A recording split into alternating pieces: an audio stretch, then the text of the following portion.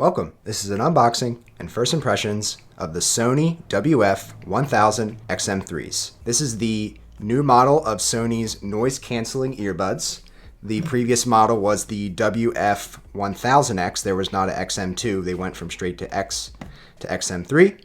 And also not to be confused with their line of headphones, the WH-1000XM3.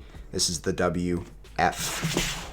So Sony had announced these about a month ago. A little confused of how Sony released these. I saw some other reviewers already had videos up on these. Some bigger names had these like a month ago. I got these at Best Buy for $230, I believe.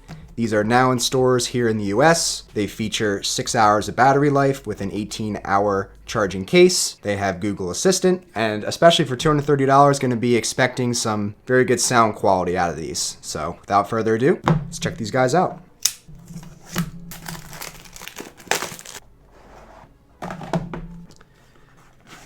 And here we are. Here are the earbuds. Put those aside. Here's the case. See what else we get in the box. We get some steps on setting them up. Nice little baggie of instructions and pamphlets. We get a USB-A to USB-C charging cable.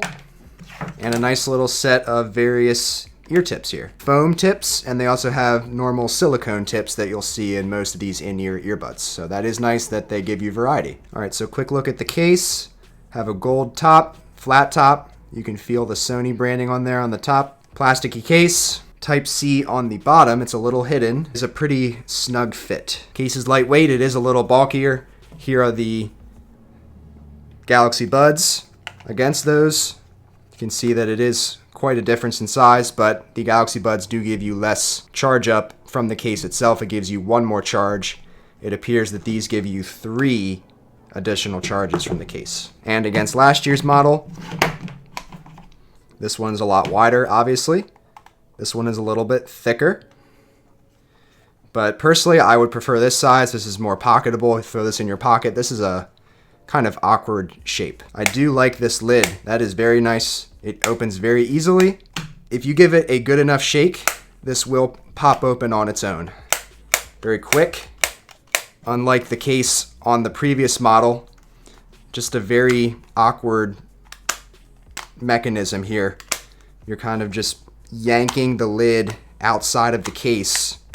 It's just kind of a weird way of doing it. This is just all one piece and it just flips open and shuts. Here are the earbuds themselves. A little bit larger than the Galaxy Buds, I would say. Let's get a little size comparison here. So they are a little bit more sizey, but really the difference is just that there's just more on the outside of your ear. It is a magnetic connection. Drop the bud in and it just clicks in. You just drop the buds right into the case. It is so simple. Sometimes with the Galaxy Buds, you really have to make sure that the holes and the pins are lined up perfectly so that it does indeed charge. On these ones, you just literally just drop it in and it's charging. The previous model, I hated these.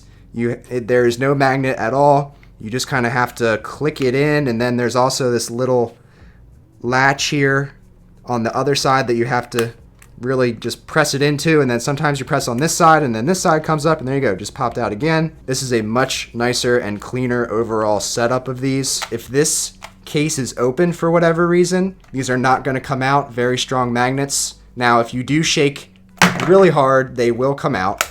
But on these ones, you literally just held it upside down and there you go, the littlest of a shake just popped out the buds.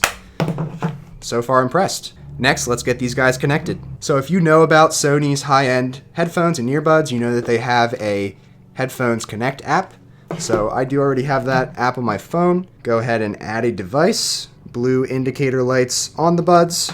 And our assistant is telling us we have the WF-1000XM3s. We'll go ahead and connect. All right, looks like we are good to go. So this app shows you a few different things on the buds. It shows us our battery life on each bud, so we're at 100%. There is adaptive sound control. It may not be on right now because I don't have them in my ears. There is an EQ on here, and I have played around with this on the XM3s. It's the same. This app is all pretty much the same with their headphones. Now in terms of touch controls, you can choose a few different options. You can put the functions on either the left or right earbud, your choice.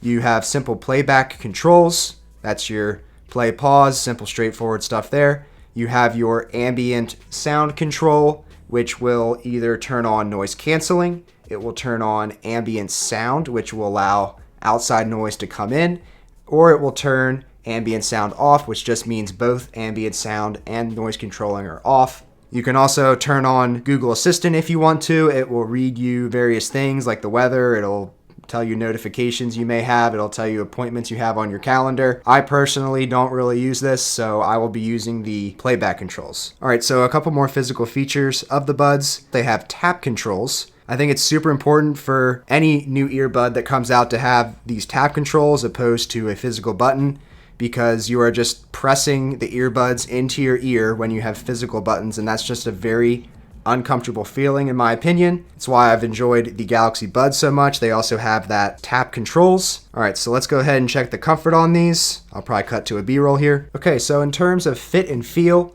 these buds definitely stick out of your ears a little more, and you can feel that. It just feels as if the tip part is inside of your ear, opposed to the Galaxy Buds, where more of this kind of rests up against your ear, where on the Sonys, this back part just kind of rests on that outside part of your ear and doesn't necessarily nestle in. These tips seem to definitely isolate all outside noises, which will help significantly with the noise canceling. We will definitely try all the other size tips in our review video, but out of the box, these tips do feel pretty good and it feels pretty comfortable. All right, so I'm going to quickly listen to the same track on the Sonys and the Galaxy Buds, and I'm going to come back after listening and give you my first impressions of the Sonys and how they sound compared to the Galaxy Buds.